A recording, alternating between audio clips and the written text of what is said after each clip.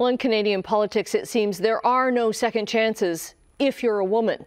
Kate Graham, once a political candidate herself, talked with 13 women who reached the top of Canadian politics, once for her book, No Second Chance: Women and Political Power in Canada. Thank you for joining us. Thanks for having me. So, this isn't a book. I love how you premise it. It's not a book about women's failure. It's a book about the failure of the system in Canada. Mm-hmm. Exactly. Yeah, when we look at the very few women who have reached the top, so we've had more than 330 people become a first minister, prime minister, premier in Canada. Only 13 when I wrote this book. Now it's 14. But so very small percentage have been women. And we see some really concerning patterns. So when they get to the top, it tends to be in difficult political circumstances, and they tend to last about half as long as men. And then the piece that the book is titled after is when they run for re-election, they lose. We have never re-elected a female first minister in Canada to lead through a second mandate. So the book really examines why that is.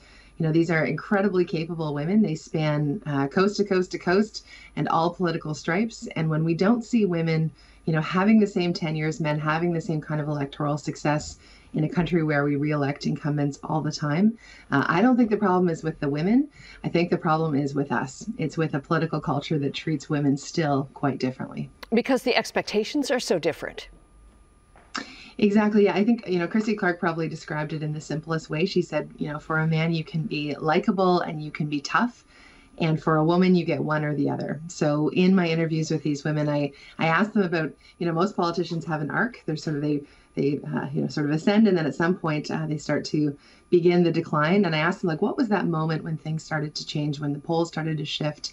And for a lot of them, it was that first time where they had to do something that, you know, felt, you know, maybe even they ran on a platform of making a tough budget decision, but when it came time to do that, you know, there's this dissonance about what people expect of a woman being, you know, kinder and more conciliatory and so on, with the expectations of the job. And for many of them, that was when things began to fall apart. Mm-hmm. And for so many of them, it's so personal, the attacks against them.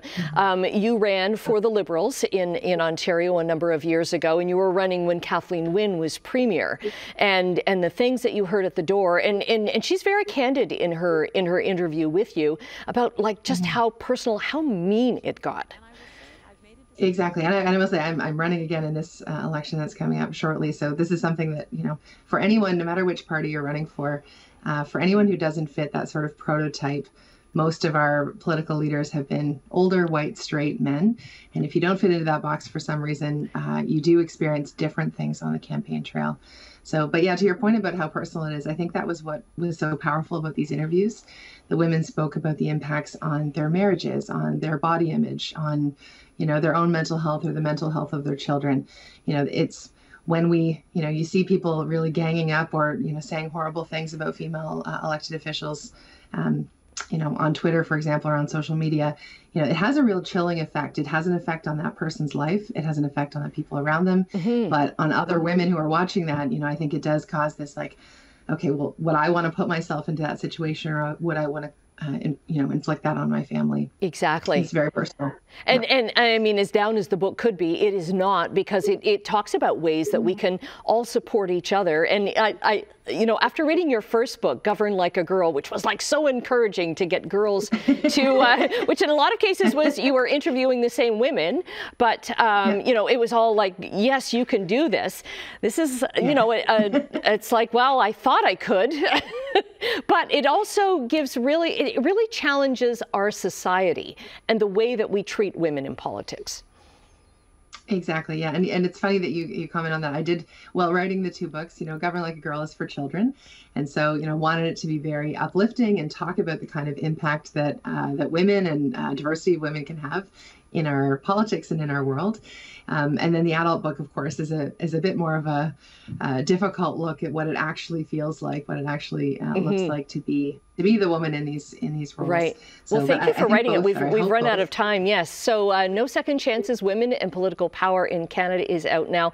Kate Graham has been our guest. Thanks very much. It's a great read, especially this time with a provincial election coming up, municipal elections in Ontario as well.